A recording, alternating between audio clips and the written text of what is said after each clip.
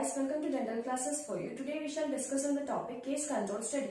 In the previous classes of epidemiology, we have discussed about descriptive epidemiology in detail. There, the last step was formulation of an etiological hypothesis. Now, we are going to study the next study, that is the analytical epidemiology, where you are going to test that hypothesis. That is, you are going to check whether there is an association between the exposure to a risk factor and that of the disease occurrence. Okay. Now, analytical epidemiology has been divided into two, that is case control studies and cohort studies. Okay. Now, we will discuss about case control study in detail. It is also referred to as case referent or retrospective or TROHOC study. Okay. Most of the time, what you get confused with is what is the difference between case control and cohort study. That is, you get confused between which is prospective, which is retrospective. For that, you can remember it that cohort is prospective and case control study is also referred to as TROHOC study. That is, it is cohort written backwards. So you know that case control study is backwardly progressing or a retrospective study. You can remember it like that. Okay. Now, moving on to important points regarding case control study. You must know that both exposure and the disease have occurred before the study. Also, it proceeds backward from effect to cause. That is, it is retrospective. Now, it uses control or comparison group. It is done to either support or refute the hypothesis you are considering. Okay. Now, before moving on to the steps, we will see the basic design in case of a case control study. You have two groups, that is the cases and controls. Cases are those who have the condition and controls are those who do not have the condition. That is, for example, cases with oral cancer and controls those who are free of oral cancer. Now, after deciding the cases and controls, what you do is you take a past history of these people to see whether they had an exposure or not. For example, here we have considered tobacco chewing as the exposure to the risk factor. So, we will see whether they are exposed or unexposed in both of these groups. From this study, what you understand is that if there is a higher incidence of tobacco chewers in case of cases than that of controls, you can say that there is an association that exists between the tobacco chewing and oral cancer. Okay. Now we will see the basic steps. There are four main steps. They are selection of cases and controls, matching, measurement of exposure, and finally analysis and interpretation. Now moving on to the first point, that is selection of cases and controls. First of all, selection of cases. It should include the definition of cases. That is, it should mention the diagnostic criteria as well as the eligibility criteria. Here we mention the diagnostic criteria as well as the stage of disease that you are studying, etc.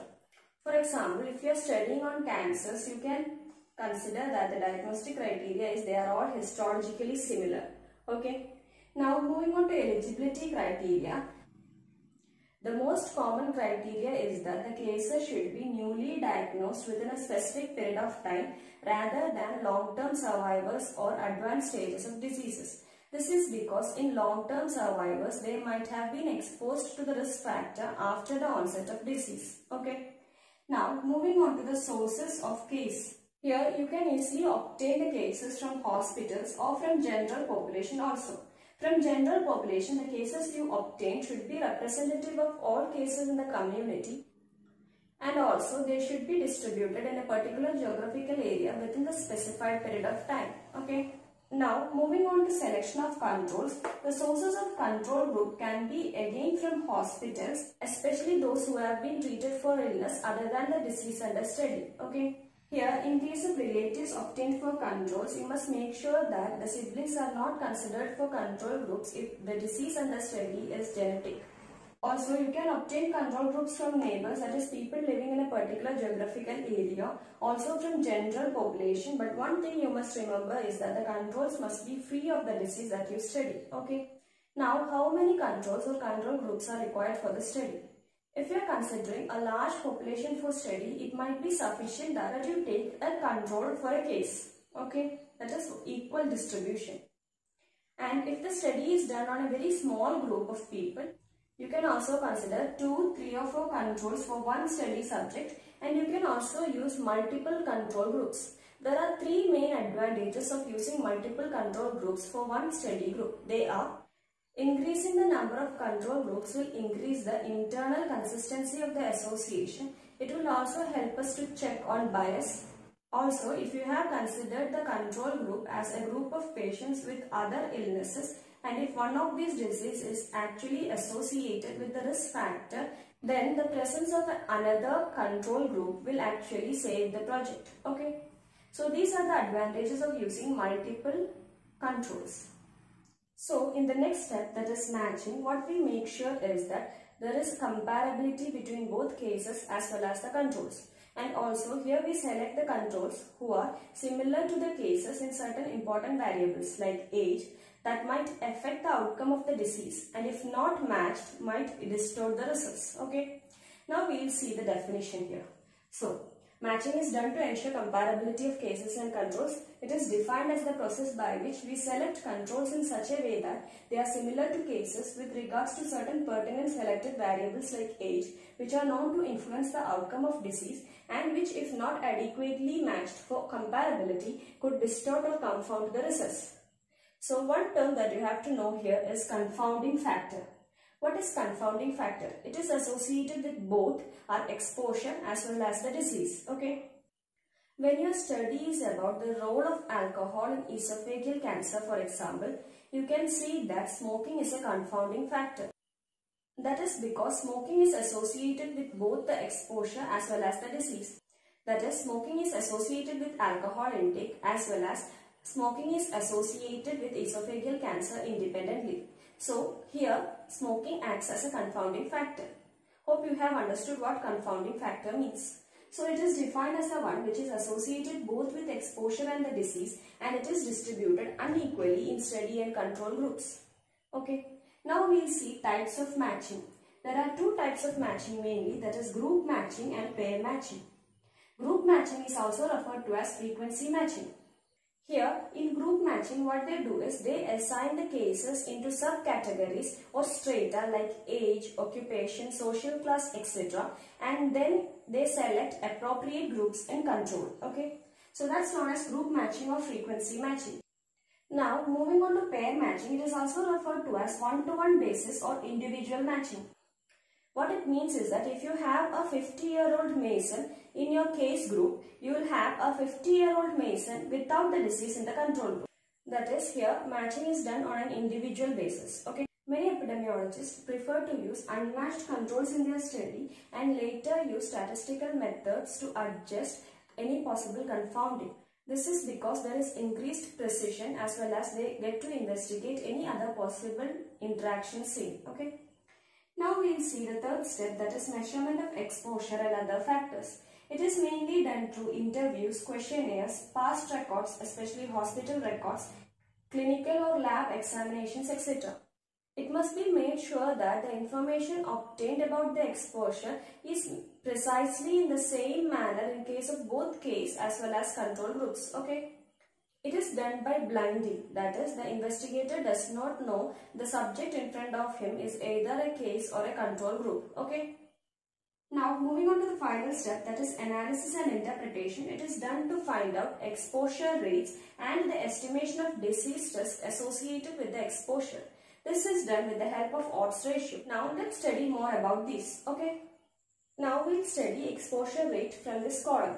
First of all, let's consider an example of a case control study where you have a group of cases with oral cancer and controls without oral cancer. Okay. Among this, exposed people were those who were tobacco chewers and non-exposed people were non-chewers. Okay.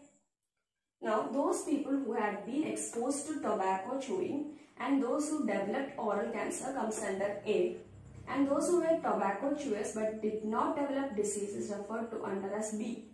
Similarly, in case of cases that is with oral cancer but who did not get exposed to tobacco chewing comes under C, and those who did not develop oral cancer and were not exposed to tobacco chewing comes under D. That is, we have given A, B, C, D as abbreviations to the number of people. Okay. So, exposure rate of cases, how will you calculate it? It is given by the formula A by A plus C. How is it? That is, exposure rate of cases means among all the cases, how many were exposed. So it is A by A plus C. And similarly, exposure rate of controls means among all the controls, how many were exposed. That is B by B plus C. Okay.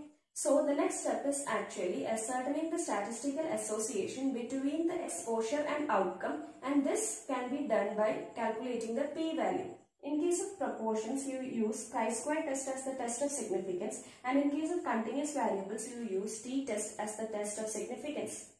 Also, you must know that when the p-value is less than or equal to 0.05, it means that the test is statistically significant.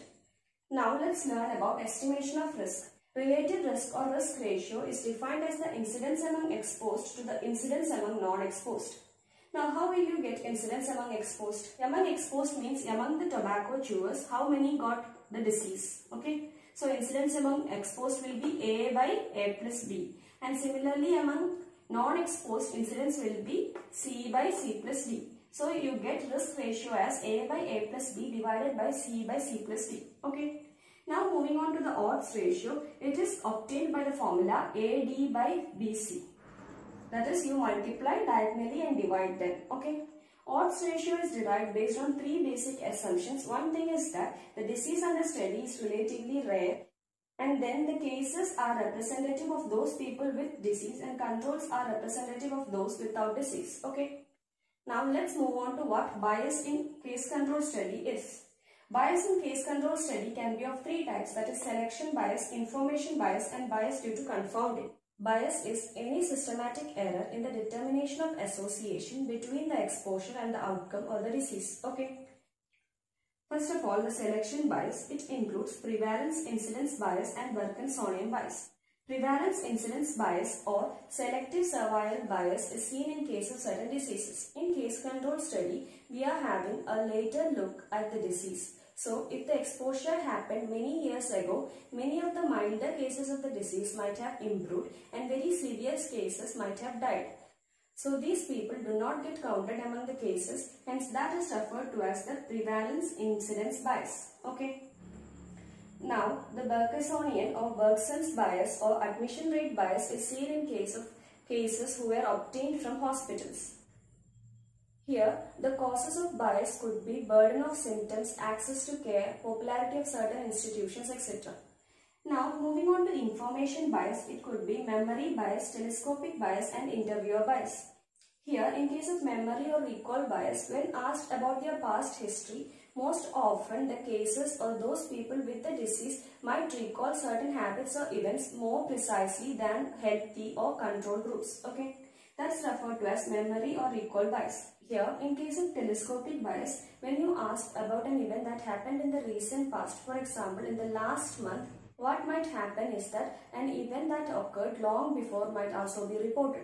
Now, what is an interviewer bias? Here, in interviewer bias, if the interviewer knows who the case and control groups are, what happens is he might ask the questions more thoroughly to the case group than the control groups. This can be avoided by double blinding. Okay. Now moving on to bias due to confounding, you have already learned that confounding factor is a bias, and here in case control study it is eliminated by matching. Okay. Now let's see the advantages and disadvantages of case control study. First of all, the advantages. The case control study is very easy to carry out and it is rapid and inexpensive. It requires fewer subjects for the study and also it is suitable for rare diseases to be studied. Now, there is no risk to the subjects involved and it helps in study of different etiological factors. It helps in identification of risk factors. There is no iteration because in this study we are going retrospective. We do not need to follow up. Okay. Also, it causes minimal ethical problems. So, these are the advantages. That is, it is very easy to carry out. It is rapid and inexpensive. It is suitable for rare diseases. It is causing minimal ethical problems. It has no iteration. It is useful for identification of risk factors. It also has no risk to subjects and it requires fewer subjects here. Also, it helps in study of different etiological factors. Now, moving on to disadvantages. We have already discussed the problems of bias in case of case control study, and it is very difficult to select appropriate control groups. Also, you cannot measure the incidence when you are doing case control study. You can only estimate the relative risk. You cannot distinguish between the causes and the associated factors. This study is also not suitable for evaluation of therapy or prophylaxis of disease, and there is concerns regarding the representativeness of cases and controls in the study. So these are the disadvantages, that is bias is there is difficulty to select appropriate age groups. You cannot measure incidence here. It cannot be easy to distinguish between causes and associated factors. It is not suitable for evaluation or prophylaxis. And another major concern is based on the representativeness of cases and controls in the study. With this, we have described the case control study in detail. Hope you have understood this class. For more such videos, like, share and subscribe. Thank you.